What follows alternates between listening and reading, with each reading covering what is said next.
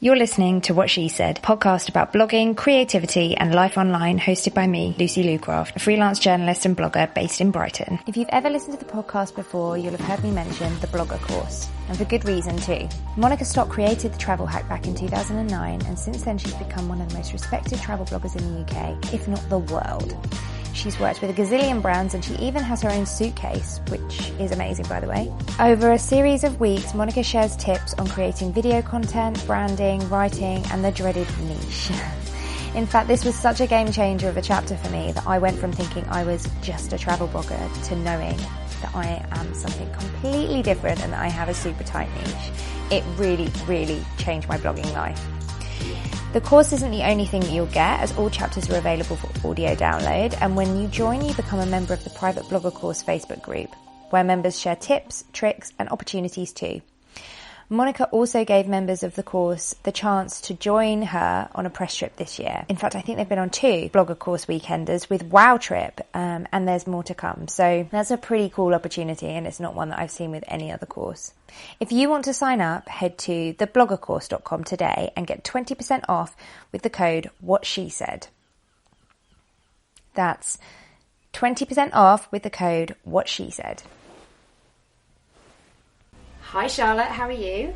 Hello, I'm good, thank you. I'm good, how are you? I'm good.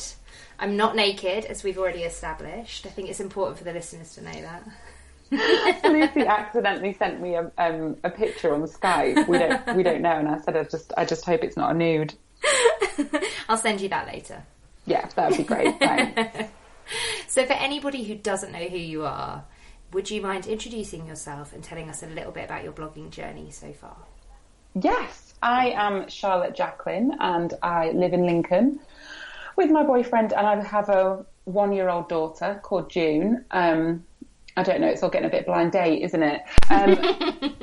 But recently I've only just started calling myself a blogger and podcaster, which we can maybe talk about in a bit. But I run a blog called Betty Magazine, and I run a podcast with Liv Purvis of What Olivia Did called The Fringe of It. That's the name of our podcast. And Betty started off as a printed magazine.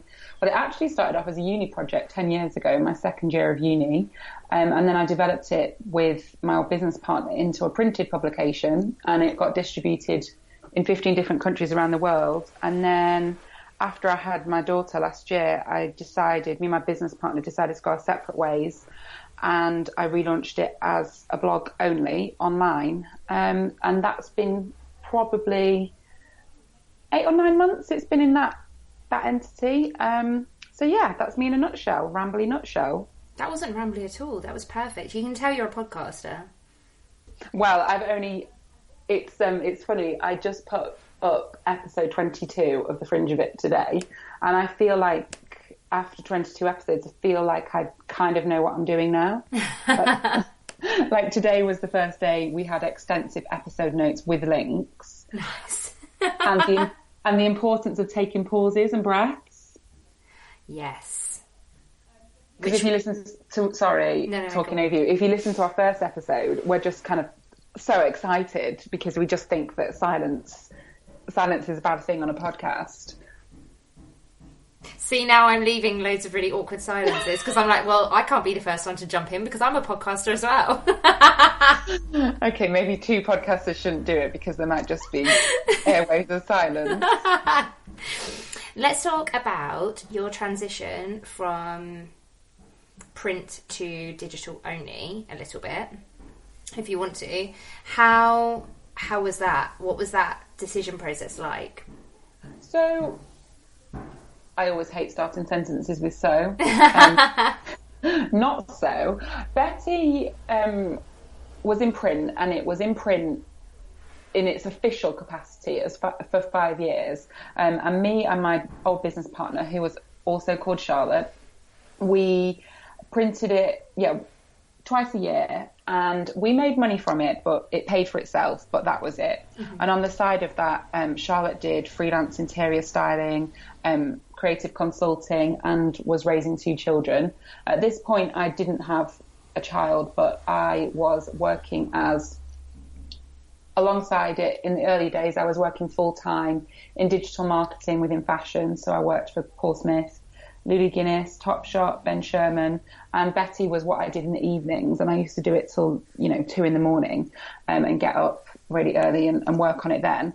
And then I slowly, very, very slowly figured out the office environment, and that kind of structure wasn't for me. So I went over into freelance, and I did digital marketing consultancy, social media, freelance for different companies. And I also lectured part-time within digital marketing, within fashion at UCA and LCF, London College of Fashion. Mm-hmm. So I've always kind of done it with other jobs on the side. And we always wanted it to be bigger than it was, but we could never kind of figure it out. And then for me, the catalyst of having my daughter was just a big kick up the bum. I was like, I can't do 3 jobs and have a daughter and not make that much money from all of the things that I'm doing. So it's a really long, sorry, it's not that much of a long story. I'm nearly finished. So it was, when I was pregnant, I kept talking to my business partner and I was like, we need to sort this out. We had so many different ideas, but we couldn't really agree on anything. And I didn't want to lose her as a friend, and we didn't really have any business contracts in place. So we kind of had to go gently with those conversations. So, we'd talk for a bit and then we'd leave it for a bit. And then eventually we got to a point where my business partner didn't want to do it anymore. But I felt that it still had life and I wanted to take it online, and she just didn't want to take it online. Charlotte isn't a big fan of social media, of oversharing, and that's absolutely fine. So she kind of said, she had to get to a place where she was really done with it, because otherwise if I continued with it without her, there's going to be an element of resentment where you're kind of both tugging in different directions. Yeah. So that was the kind of conversations I was having while I was pregnant. And then once I'd given birth, I was like, wow, I gave birth. I could do anything. So I called her up, kind of shaking and sweating, and just said, can I buy you out the business? And it was quite a small business at that time, and it's still growing. So I bought her out the business, which sounds really official. But as I say, the catalyst for that was having my daughter, but I met a wonderful woman called Ray Dodd. Yes. We love Ray. I feel like I can't do a podcast without mentioning Ray, but she's been really instrumental in kind of changing my outlook on life. So we worked together on hypnobirthing, but what I loved about hypnobirthing was the mindset work, the kind of all the sports psychology element of it. So the power of positive thinking, the power of affirmations. And so after I'd worked with Ray on hypnobirthing, she actually made the change into business coaching, and I worked with her last year on business coaching. So she really just helped me relaunch the site and gain focus financially and creatively on what I was doing. So I'm not going to undermine that sentence by saying I hope that makes sense, but I really hope that makes sense. It does. It's a pretty fascinating journey, and I really relate to the part about when you give birth and you suddenly realise you're a superwoman, and that you can do the stuff that was maybe a bit scary before, because nothing really matters as much as it did before. But that's certainly what I found. Yeah, I think I was really lucky, as in having my daughter just shifted my perspective on the world, which people talk about a lot. And the one of my major worries when I was pregnant was, would I love this child as much as people talk about loving their children, and would it shift my perspective? And I was really lucky that it did, and it all became a lot clearer for me. And I know that not everybody has that experience. So, I feel eternally grateful that that's how it worked out for me. Yeah, definitely. Me too. So going back to what you said in your intro about that you only just now are calling yourself a blogger and a podcaster, and I want to kind of pepper this with a little anecdote. Is it an anecdote? Yeah, I guess it is. So when Charlotte and I met, which was 3 weeks ago, a month ago. It's been an intense love affair. Yeah, right. We met on a Friday and we were in love by Sunday, I would say. I certainly was in love with you by Sunday.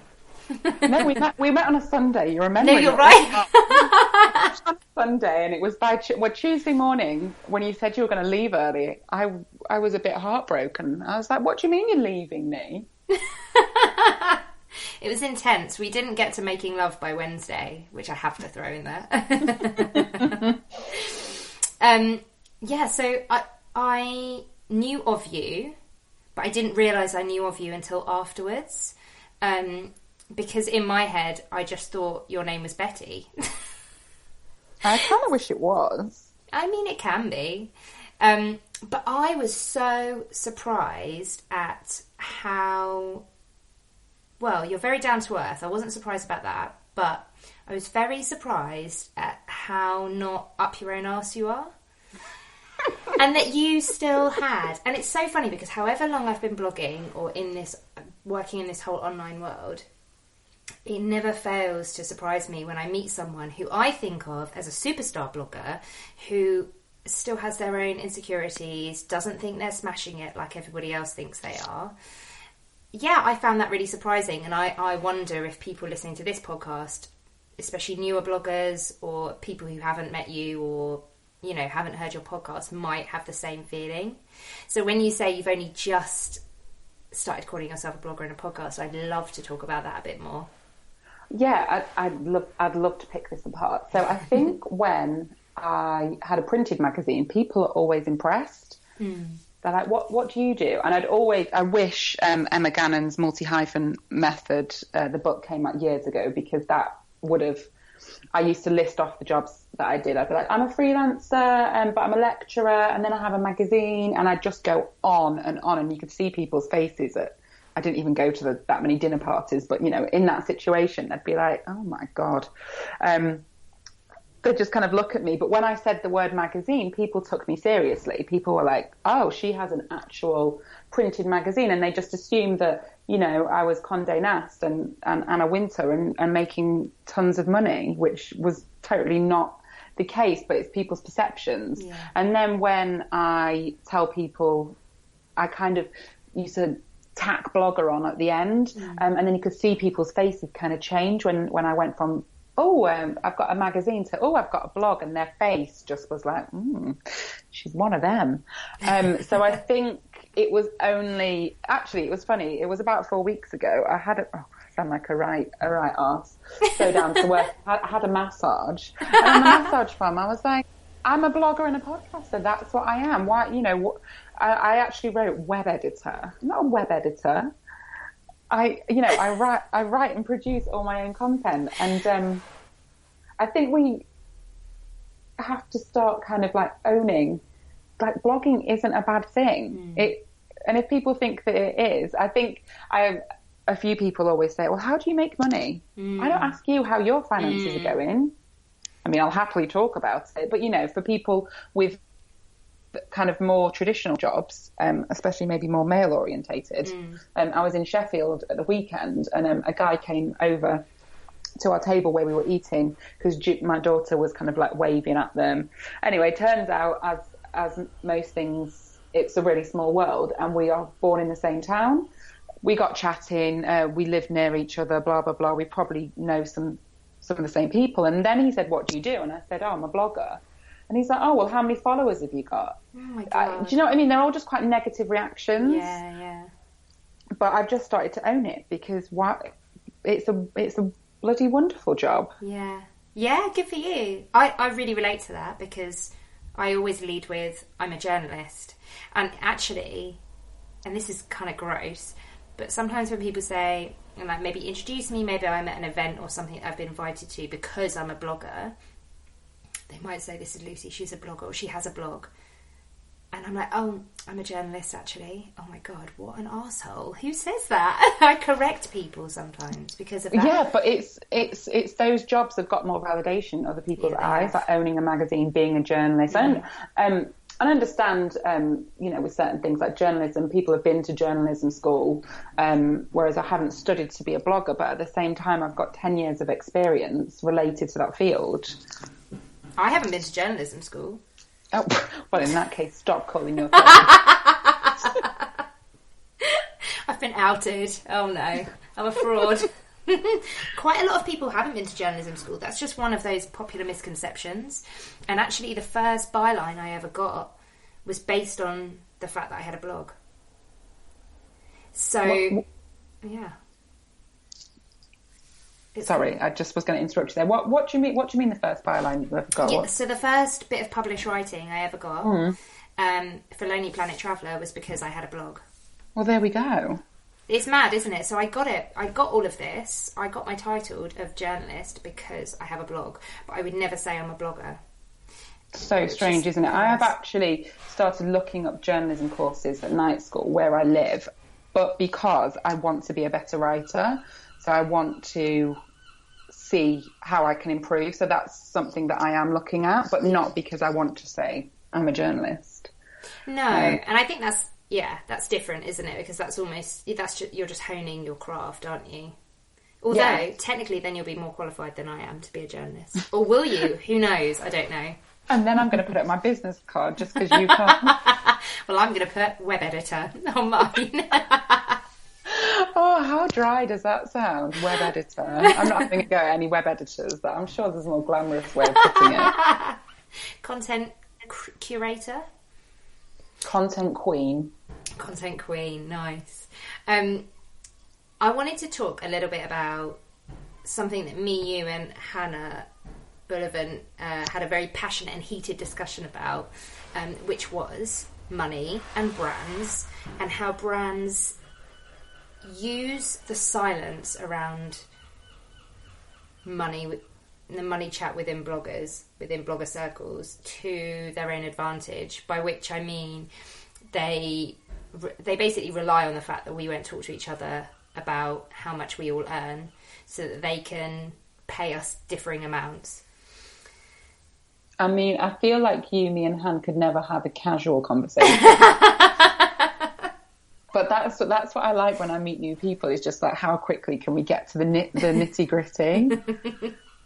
I'm not really there. Well, I do like a chat about the weather, but then where is it going? But that was really interesting, and I do find I talk to people more and more. But it was all it all stems from the fact we're all trying to make it work. We're all trying to make a living. And I actually kind of got a bit ranty on Twitter, which I don't normally do, but I just kind of had enough. There were so many queries in my inbox. Oh, we'd love to work with you. We'd love to do this. And one reply in particular, so I've learnt to reply with, could you let me know if there's any budget for content creation? And then one guy replied with, oh, that tricky subject, budget.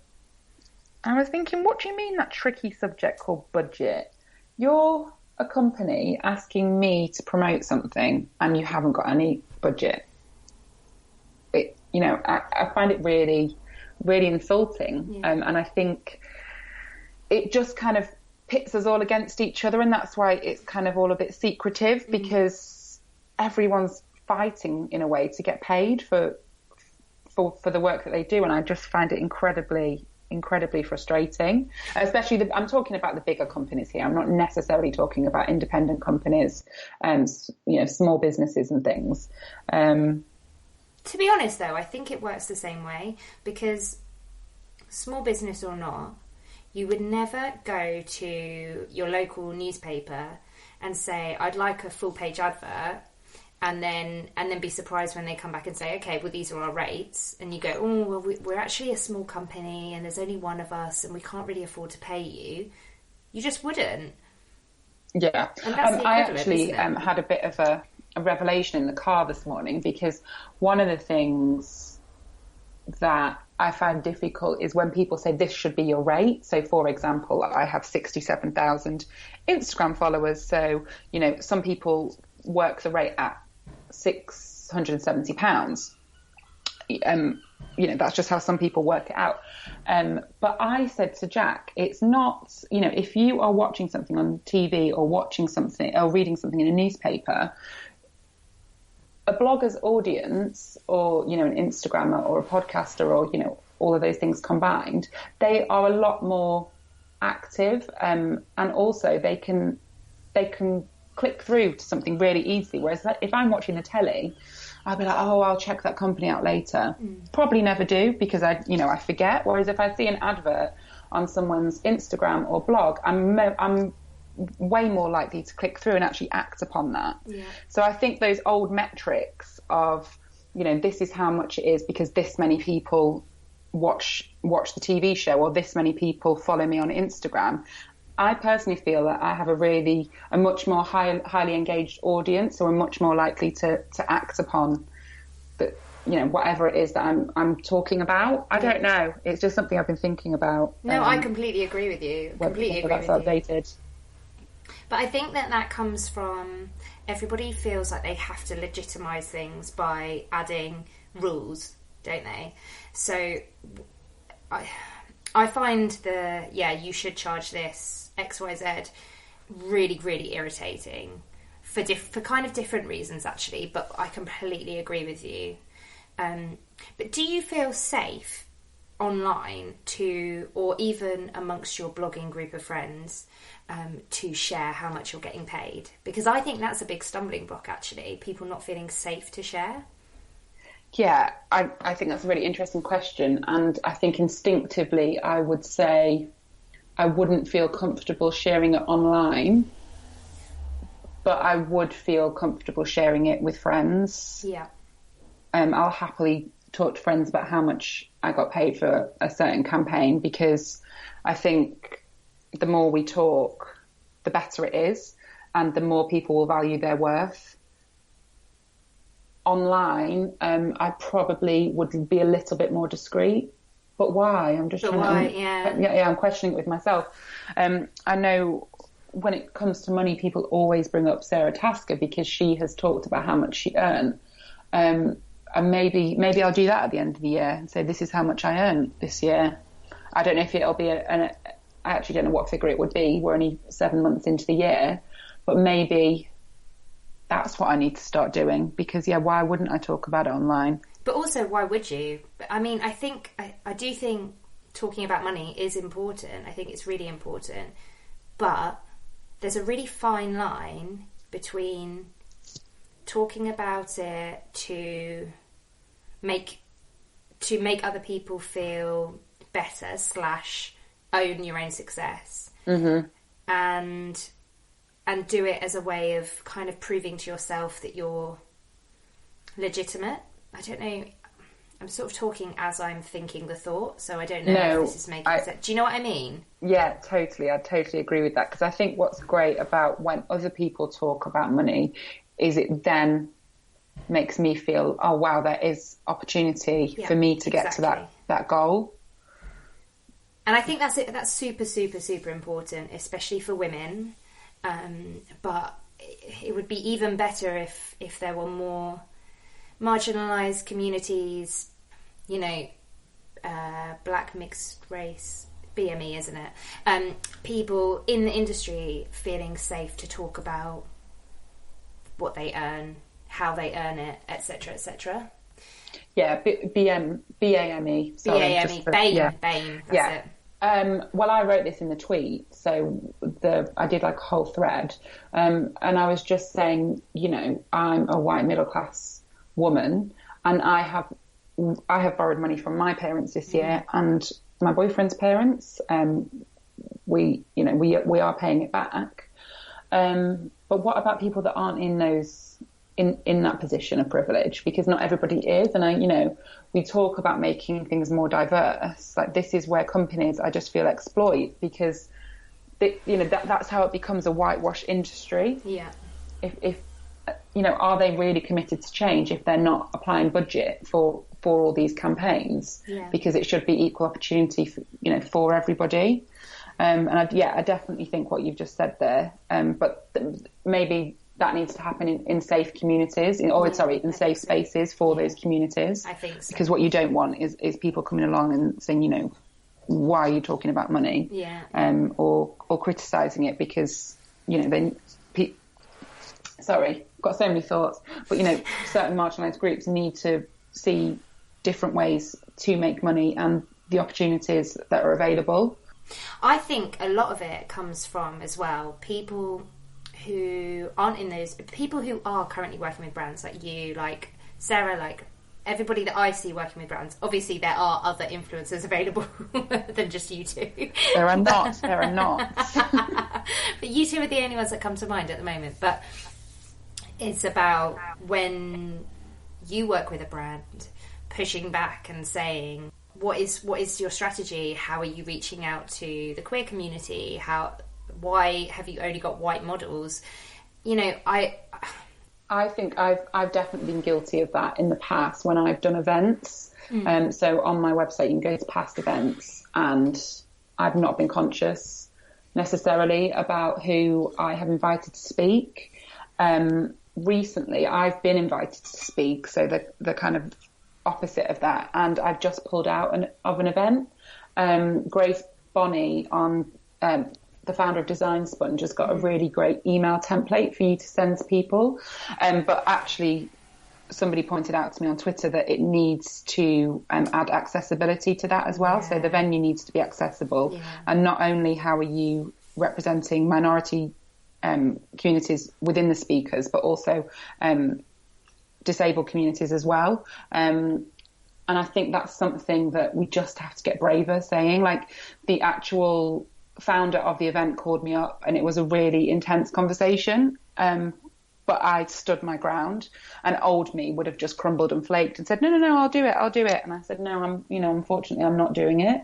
You need to represent other people that don't look like me. Yeah. It's just not on. And I'm guilty of it too, because up until series 3, every single guest on my podcast was white.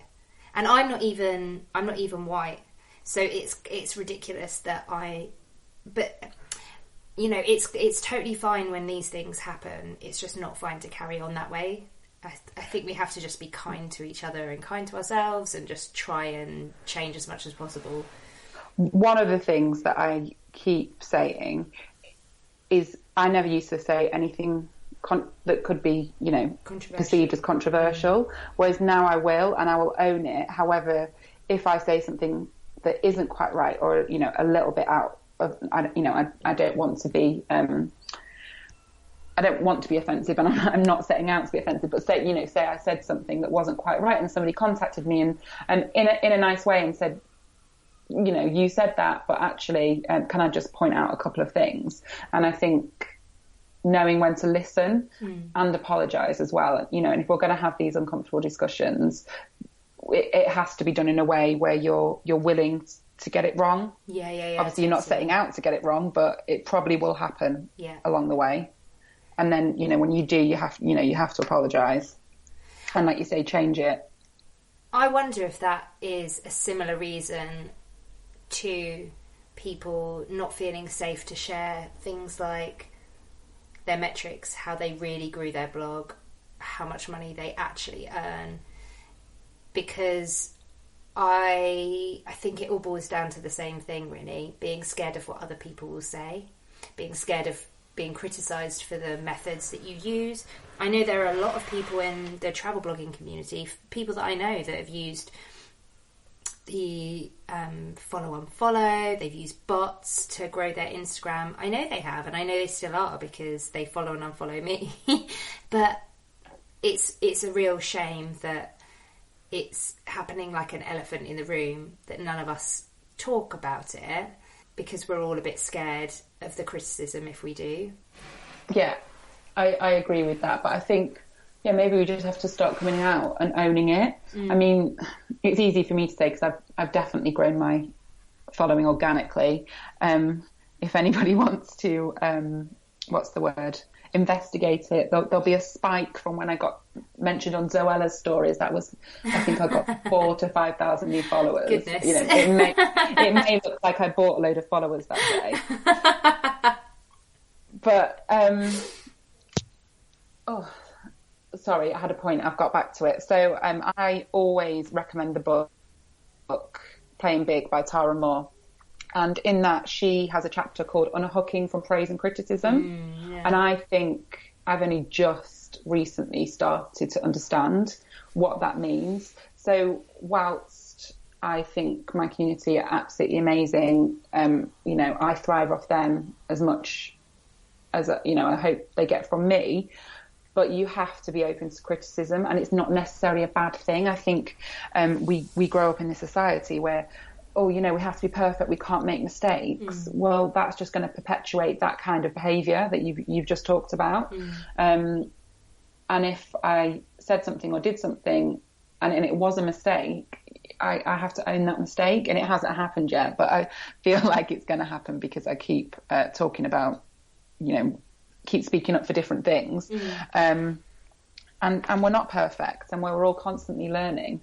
But yeah, I think it's going to be a long time before people admit, oh yeah, I did use a bot, or I do unfollow.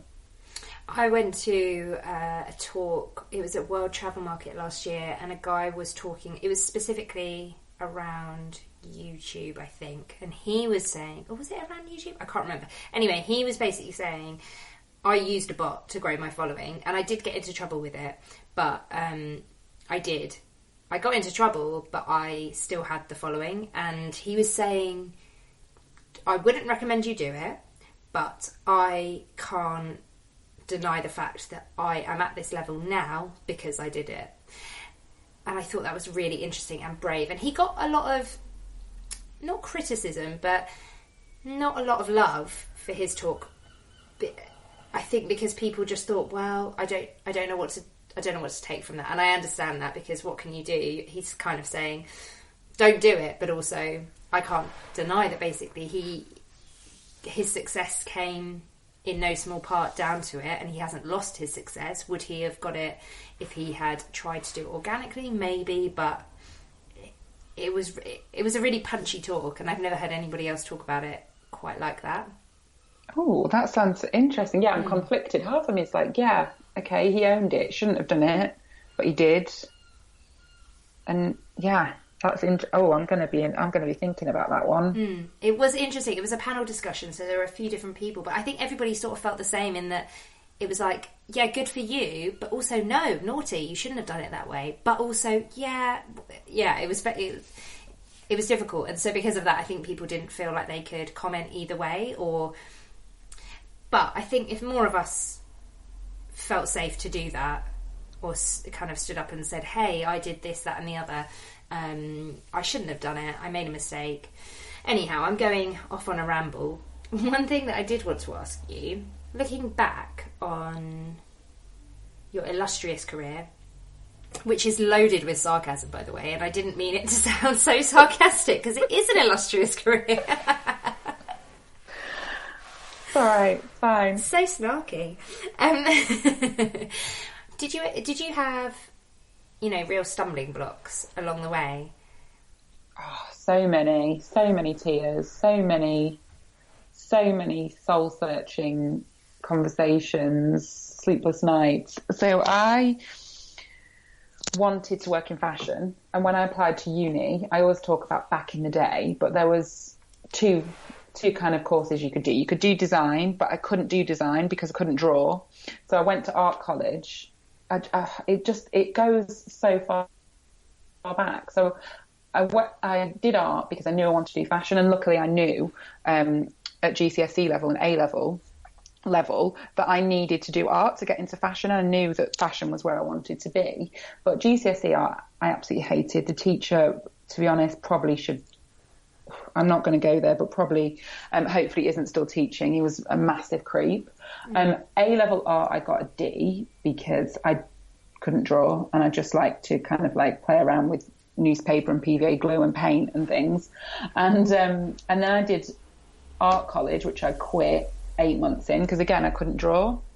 So then eventually I found this university course, and at the time I think there was only 2 or 3 in the country, called Fashion Promotion, which was PR, journalism, styling and marketing, and it was the only I'm sure there was 3, 4 in the country. It was very small, and it was one of the only courses you could do within fashion where you couldn't draw. So I joined that, wanted to be a stylist, wanted to work for Chanel, and now look at me, so not there in the Chanel field, but that's not where I wanted to be. Turns out, I would have hated that time, and I think that is what frustrated me the most. Was I knew that I wanted to do something a bit within fashion, but I couldn't figure out how it was going to work for me. I tried the office. I hated the office.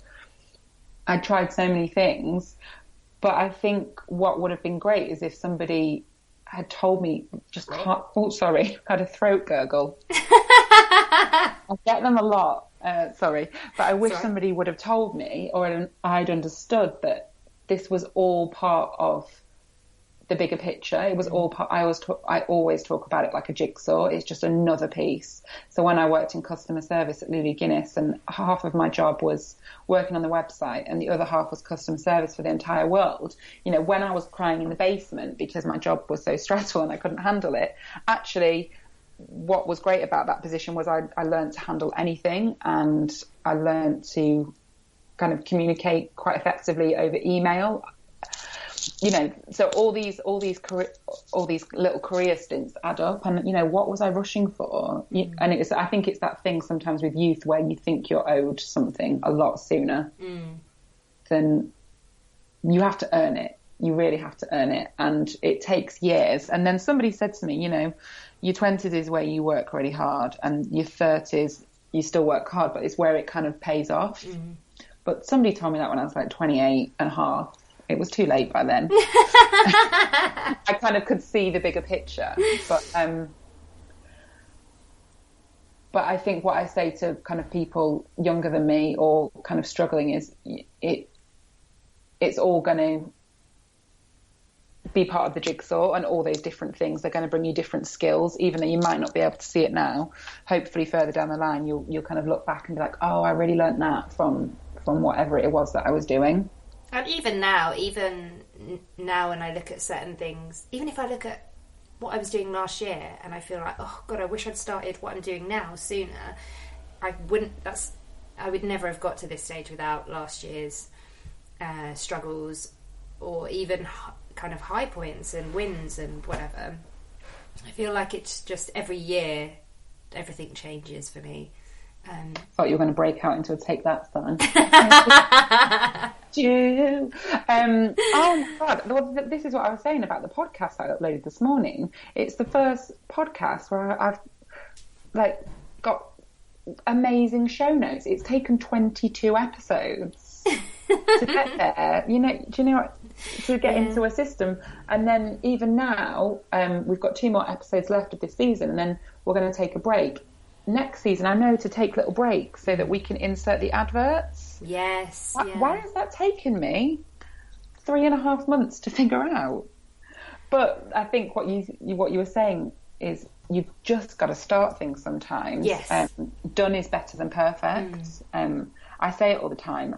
That is not an original quote. If somebody would like to let me know whoever said that first, but it's just starting with the magazine. It started off as a 20-page stapled zine. I have it on my mum and dad's bookshelf in my old bedroom, and I just started it. And that is another great thing I think about youth, is sometimes the naivety that comes with it. You just start it. You don't have as many fears in your head as generally what I have now. And I feel now everything that needs to be equated to money, and I have to stop myself and go, actually, just because it's not going to earn you money, could it be a creative side project, which is what the podcast started out as. Yeah, I think that's a really good point.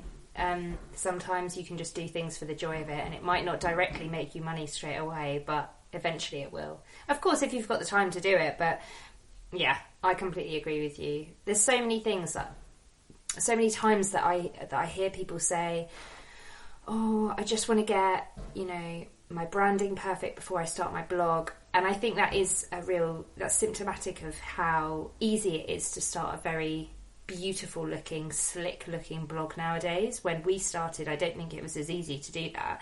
So there are a lot more jobby looking blogs out there. And now the bar is so high, well, seemingly so high at the start, that I think it really puts people off from just starting. Yeah, definitely. But the one thing that we have that everybody has is the uniqueness of you. And I don't think that should ever be undermined. And I don't think we think about that enough. You know, I could start a zero waste blog. I mean, I'd be terrible at it because I'm reading yours all the time for tips. But, you know, the difference between yours and mine would be I'm me and you're you. Yeah, absolutely. And we have very different life experience, aesthetics, the way we write. And it can look slick and polished, but that doesn't necessarily mean the content's amazing. Oh my goodness, yeah. I think content is king is just one of the best things that you can have in your head when you're writing a blog. I've been saying content is king. I didn't come up with that, but I've been saying that for 4 years, and that's probably one of the biggest things that still matters.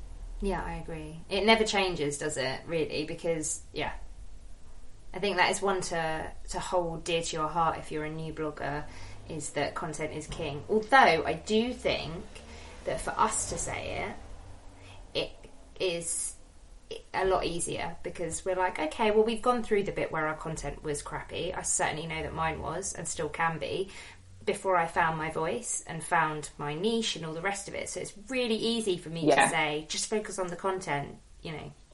Yeah, I think you've got to go through it. So you'll have peaks and troughs, but you know, unless you start today, you're not going to get better. So yeah, us saying content is king, but you need to